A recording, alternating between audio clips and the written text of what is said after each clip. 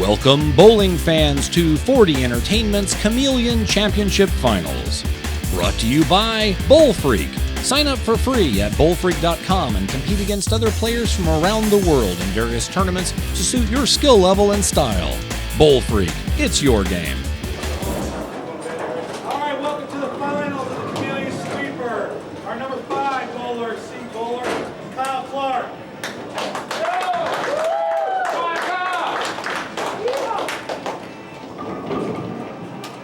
Our number 4 seed bowler, Mr. Jonathan DeJournet.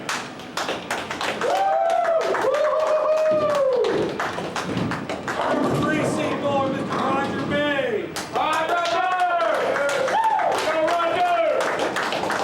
Our number 2 seed bowler, Mr. Matthew Fuzio.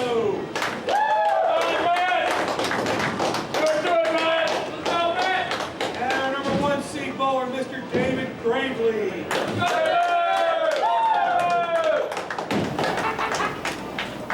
And so to recap, our competitors today are number 4, Jonathan DeJournet, facing Roger May. The winner of that competition will face Matt Poggio, and the winner of that one will face David Gravely, our top seed. Today's competition will be using the proposed Olympic scoring format, in which players go head-to-head each frame. If a player outscores their opponent, they win the frame and go one up. Matches tied after 12 frames continue until there is a winner, and the game ends if one player gains more points than the other can possibly achieve. Roger May has elected to go first and is going to start on the left lane. As he puts this one down through the nose and only gets 9 pins.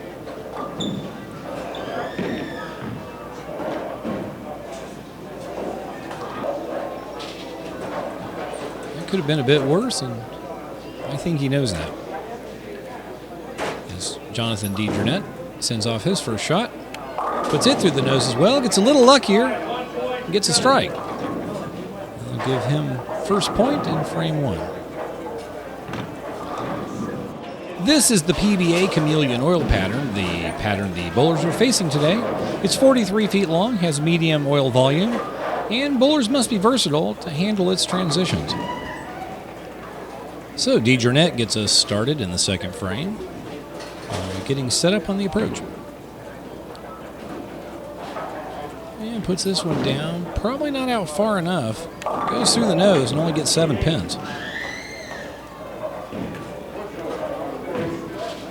It looks like he might have missed his mark a little bit there.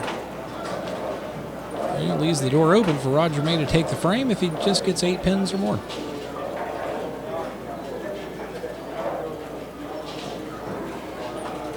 May sends this one down. Looks like it's going to go in the nose as well.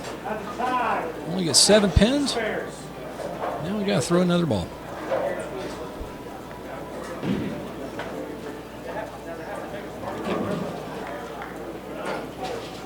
So, as is the rules in the Olympic scoring format, DeJournet takes his second shot and picks up all 3.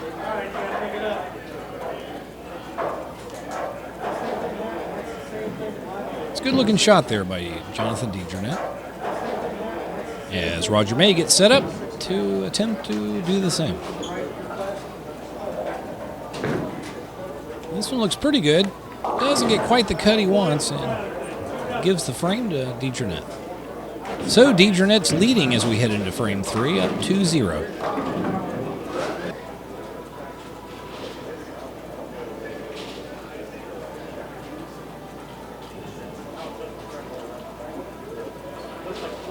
May sends this one down a little further on the right. Gets a little more of the pocket. Gets some weird pin action there, as we're about to see here in the instant replay. Only gets 8 pins.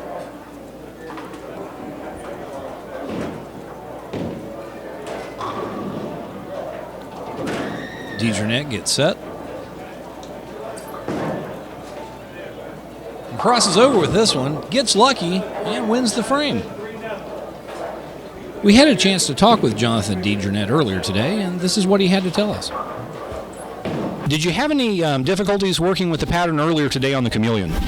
Yeah, if I got it out too far, it just slide, and if I got it in, it just hook up. So it was really tight. I understand. The transition is often tough on the Chameleon. Did you find any problems with that today? Not too many. It started opening up, and I just moved left a little bit, and I was able to strike, if not spare. Great. Do you have any strategies you're going to try to put into play for the finals today? Just throw a good first ball and hope I get at least 9. All right, that sounds great. Good luck to you, Jonathan. Thank you. So as he told us earlier today, he's trying to stay away from the outside, which is why we probably saw him cross over earlier. As he starts us off here in the 4th frame. Gets outside on that one, comes back into the pocket, but only gets 9 pins and leaves a 10.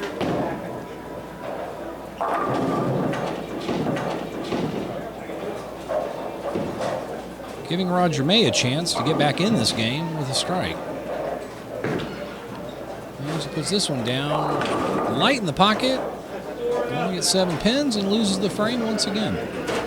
We also had a little chat with Roger May earlier, and this is what he had to say. Roger May, what did you think of the conditions on the Chameleon earlier today? It was a pretty good shot. It was a little bit tricky, a little bit easier than most pattern I bowled on, but yeah, it's pretty fair condition. Did you find the transitions hard to deal with? I mean, the Chameleon's known for that. No, not really. I mean, it wasn't. I bowled on a few times, but I was able to. Did you just stick with one ball today like you normally bowl with? Yes, I did. I threw my IQ Pearl. I was playing straight up 7, right between 7 and 10.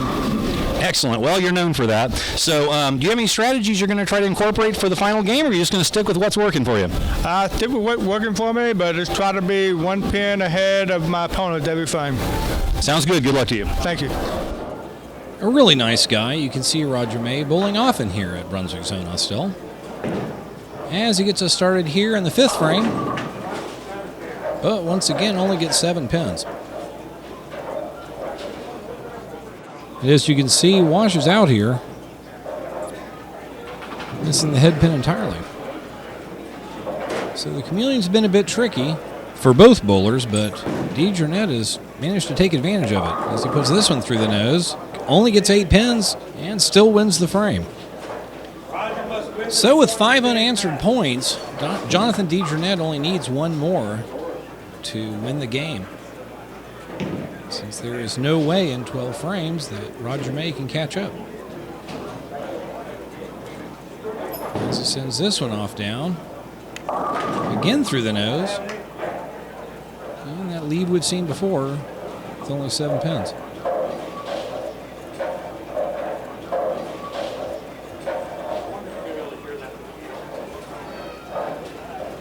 May gets set up on the right side. Puts this one down almost straight through the nose, but gets 9 pins and wins his first frame. Now Roger must score every frame to stay in the game. So May gets us going here in frame 7. Gets set up on the approach on the left side. Sends that one across and only gets 9 pins.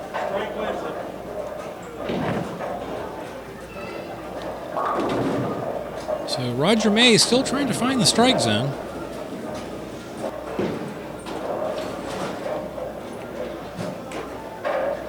And a strike right now by DeJournette will win this for him. As he sends that one a little deep and loses that frame to Roger May. And Roger May has now scored 2 unanswered frames and now makes the score 5-2.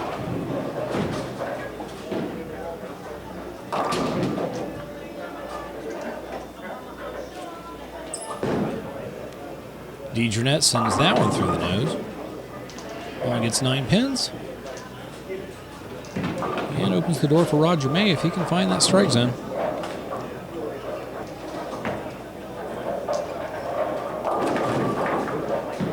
And based on the way he was bowling earlier today, I would not be surprised if he finds it now. And he does. So Roger May manages to hang on for another frame with a very nice looking shot as he gets set up on the left side approach. Puts this one into the pocket, but leaves a flat 10.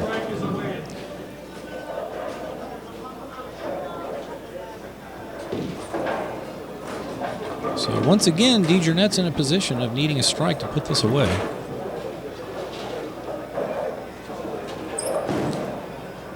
As he sends this one, a nice looking shot. Gets a strike, and will go on to face Matt Poggio in game 2. You are watching 4D Entertainment's Chameleon Stepladder Finals. Brought to you by BowlFreak. Sign up for free at BowlFreak.com and compete against other players from around the world in various tournaments to suit your skill level and style. BowlFreak, it's your game. National Bowling Store Express. And the Printer Showcase, where the business professionals shop. Don't go away, we'll be right back.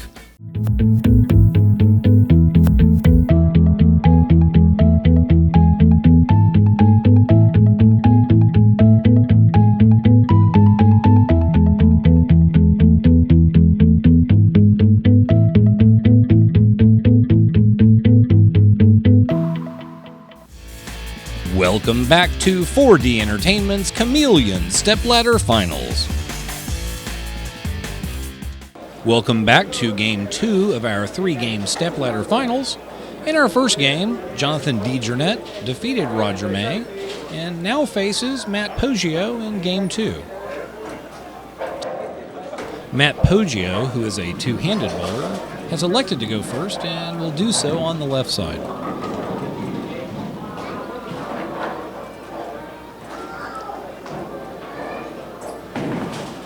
As he sends this one off, a little too deep and gets a super washout. Only gets 6 on his first shot.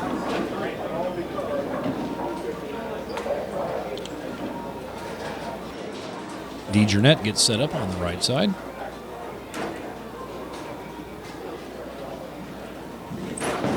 Looks like he's got this one out.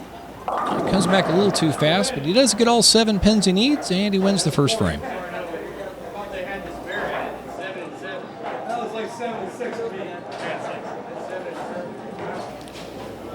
DeJournette gets set to start frame 2.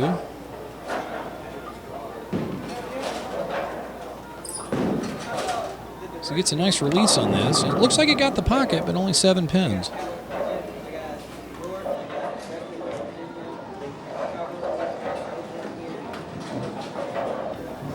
So Matt Poggio gets set up on the right side.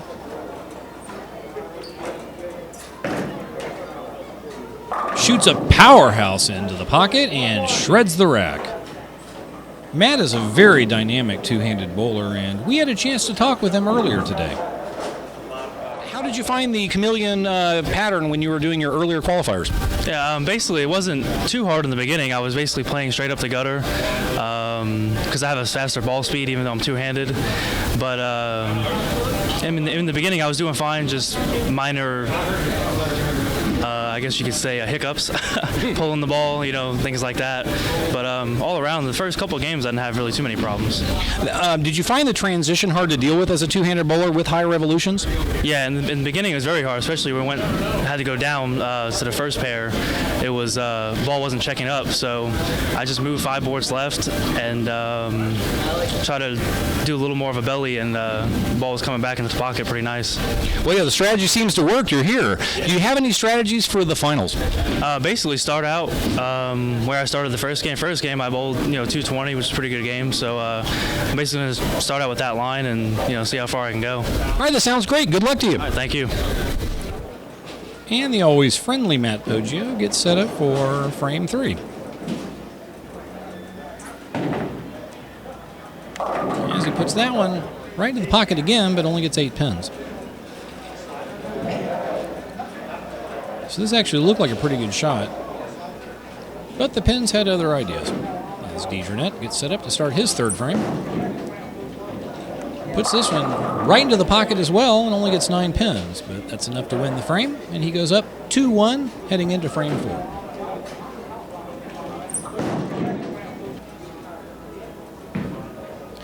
And so DeJournette gets us started here in frame 4. Puts a nice one right into the pocket and sends 10 to the pit. And this is a really nice looking shot from Jonathan DeJournette. So Matt Poggio gets us started here in frame 4.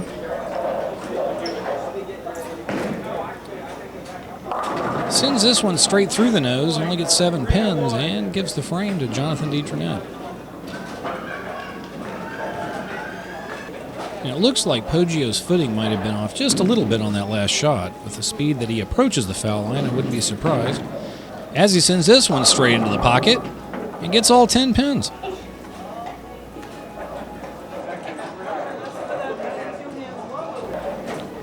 So Poggio's thrown the gauntlet down with a strike here in frame 5. And DeJarnette will have to match to keep up.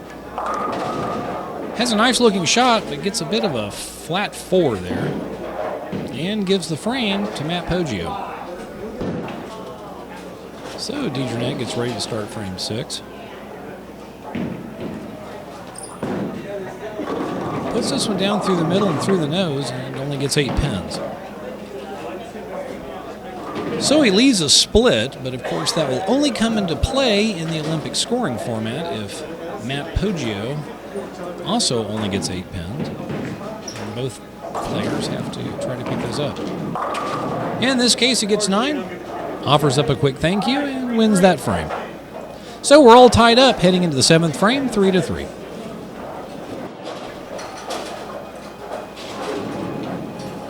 So Poggio will start us off here in frame 7 on the left side.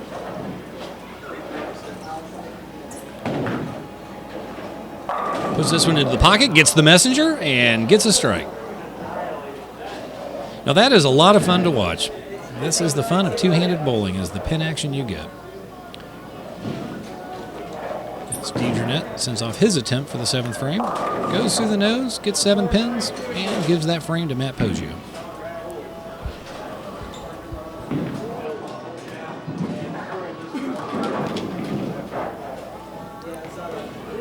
DeJarnette sends off the first ball of the 8th frame, gets this one way outside, and only gets 5 pins. So I don't think that's what he intended, and Poggio has a big chance to take advantage of this. Puts it into the pocket, gets another strike, and is now up 5-3, heading into the 9th frame.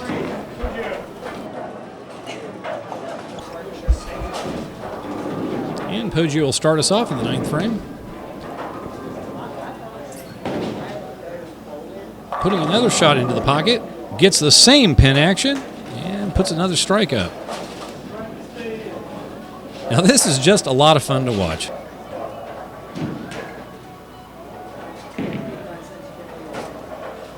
As DeJarnette puts this shot into the pocket.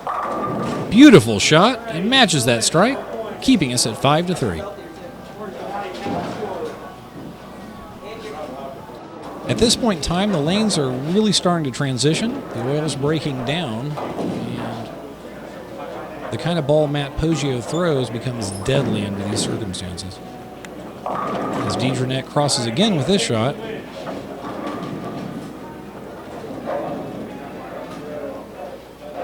And as you can see, gets 8 pins.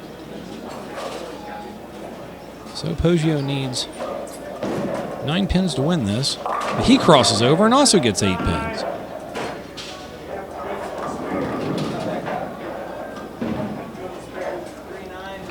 So it might all come down to this.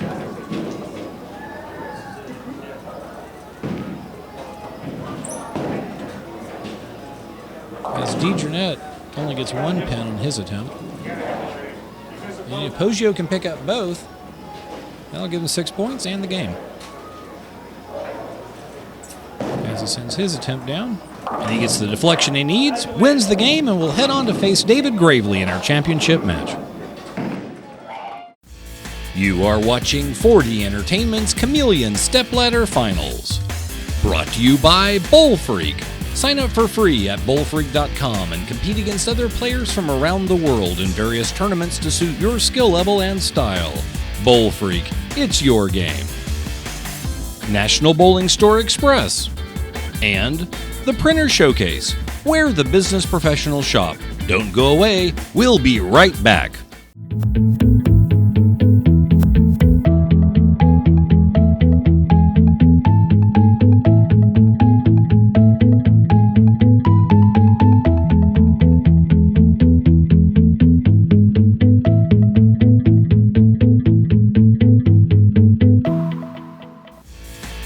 Welcome back to 4D Entertainment's Chameleon Stepladder Finals.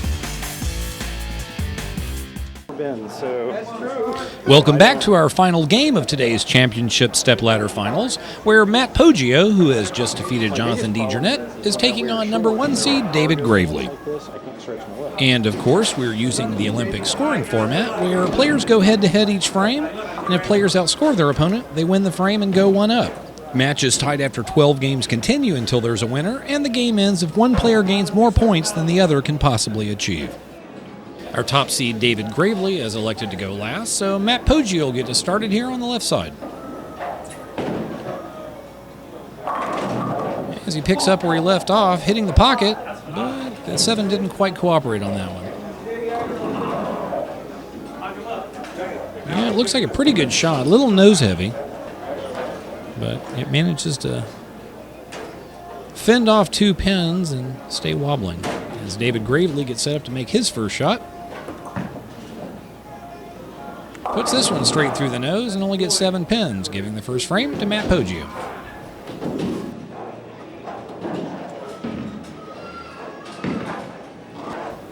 David Gravely, who's our only left-handed competitor today, gets set up on the left side. And he's going to find nothing but fresh oil here since he's the only person bowling over there. As he sends this one a little far to the outside, washes out, and only gets 7 pins. So it looks like he either went a little too far outside with this shot, or he expected it to come back a little harder. As Poggio gets set up to start his second frame. Looks like he got an earlier turn than he intended, but still gets 9 pins and is up 2-0 heading into frame 3. So Poggio is starting to look really comfortable out there. And we'll see if he continues it into the third frame here. As he gets set up on the left side. Sends down a powerful delivery into the pocket, but leaves a ring in 10. So unlucky for him, lucky for David Gravely. And it gives him a chance to get back into this. He can get a strike.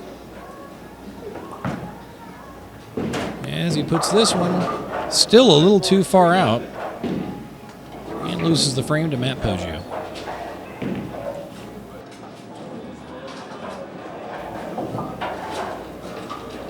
So Gravely gets set up on the left side to begin frame 4. Looks like he's moved a couple of boards to the right. Puts this one right into the pocket and gets his first strike. So Gravely puts a strike up on the board and sends it over to Poggio for his attempt.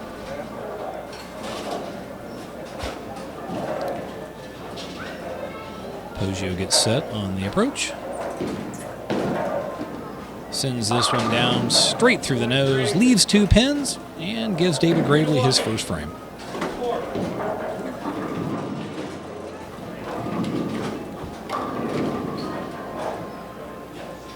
So Poggio gets set up on the approach. Puts this one down perfectly into the pocket and gets all 10.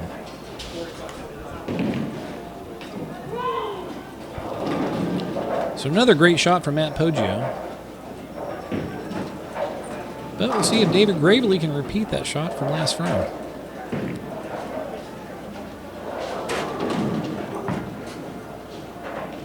As he perfectly puts that one into the pocket, matching Poggio, and keeps the score 3-1. We got a chance to speak with David a little earlier today. David, how did you find the pattern earlier today to bowl on? I just kind of took something that I had a little surface on and just wanted to play up 10 to try and burn myself a nice track on the lanes. And from there, I just found it to be a very speed-sensitive shot. So as long as I kept my speed under control, I was able to stay in the same spot the whole time through. Wow, it sounds like you've really thought this through. Did you find the transition hard to deal with out there? Not really. I noticed that I had to make a little bit of a move left going towards games 4 and 5. And then once I figured that out, I just had to, once again, keep the speed under control and just make sure I hit my mark. Well, you definitely dominated the field out there. Do you have any strategies that you're going to implement for the finals, or are you just going to stick with what's already working for you? if it ain't broke, don't fix it. So I'm just going to go ahead and keep doing what I'm doing. Sounds good. Good luck to you. Thank you. Always a nice guy to talk to. David Gravely's one of the mechanics here at Brunswick Zone in Austell, Georgia. And we appreciate that he's come out to join us today.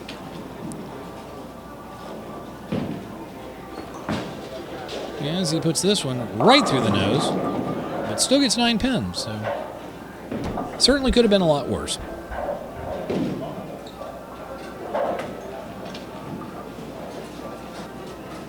As Poggio gets set up on the right side.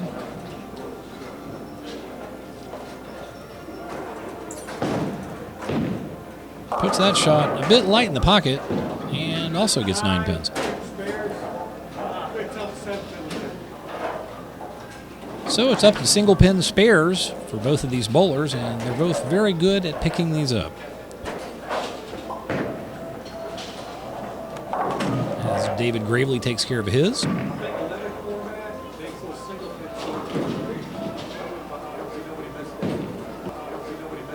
Quite easily, as you see. And Poggio sends this one straight in, keeping the score 3-1, heading into frame 7. So Poggio gets set up on the left-hand approach. Puts another zinger down, misses the head pin entirely, and only gets 7 pins. So it looks like he might have just missed his mark a little bit on that shot. As Gravely gets set up on the right side.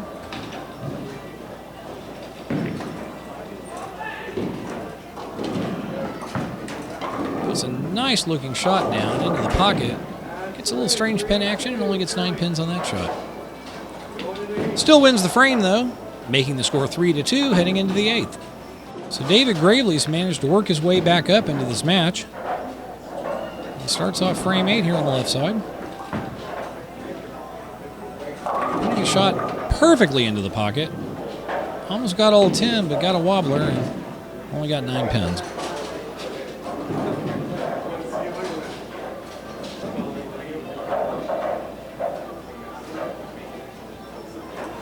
So Poggio sends off his first shot of the 8th frame. Puts this one a little bit nose heavy. He only gets 7 pins, and we've got a tie game now, folks.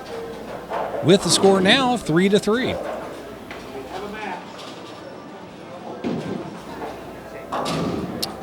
As Poggio gets set up here to start off frame 9.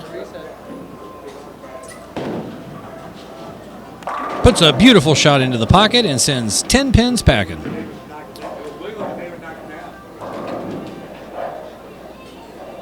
So Poggio opens up frame 9 with a strike and sends it over to David Gravely to see if he can do the same. As he puts a nice looking shot into the pocket, matches him up, and we stay tied 3-3 going into frame 10.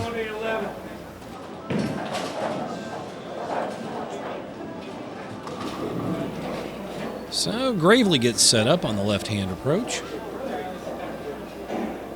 Gets his feet set up just the right way. Puts another precise shot down into the pocket. Gets another perfect strike. So you can tell the difference in energy between these two bowlers. Matt Poggio, being a two-handed bowler, puts a lot of rotation on his ball. But unlike a lot of two-handed bowlers, and more like the PBA two-handed bowlers, Poggio's got a lot of forward velocity. That's why you see a lot of energy on his hits. Unfortunately, pushes this one way too far outside. Misses the head pin, and David Gravely goes up 4-3. So we've got ourselves a pretty exciting matchup here. The power and energy of Matt Poggio versus the precision of David Gravely is definitely made for a great title match. And Poggio starts off frame 11 with a strike.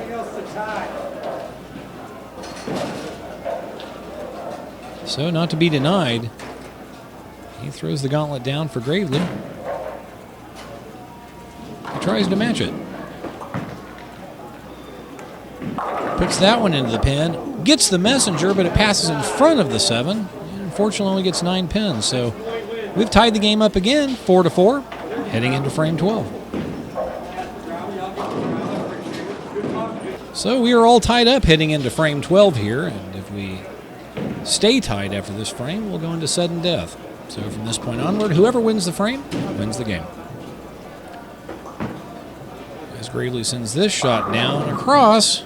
Definitely not the shot he was looking for, and only gets 9 pins.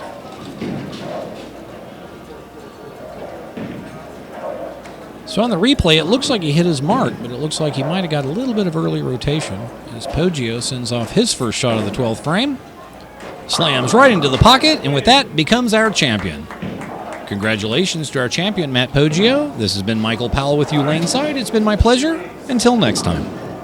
Let's give it up for our number 1 seed, getting second place, Mr. David Gravely.